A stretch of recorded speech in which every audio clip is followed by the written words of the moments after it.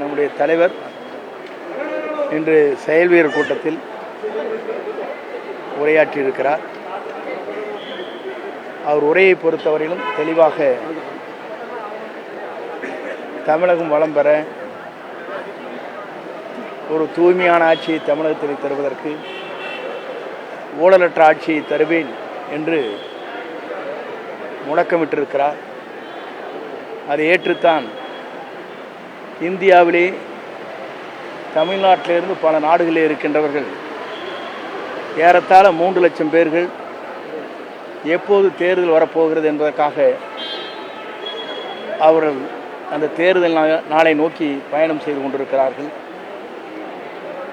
அந்த தேர்தல் நாள் அறிவித்துடனேயே 3 லட்சம் பேர் தமிழ்நாட்டில் இருக்கின்றவர்கள் பல்வேறு மேலை நாடுகளில் இருக்கின்றவர்கள் இங்கே வருகை தந்து வாக்களிக்க இருக்கிறார்கள். இது உலக வரலாற்றில் நம்முடைய தலைவர் ஒருவருக்கு மட்டும்தான் அந்த புகழ் இருக்கிறது என்பதை மகிழ்ச்சியோடு தெரிவித்துக் கொள்கிறேன்.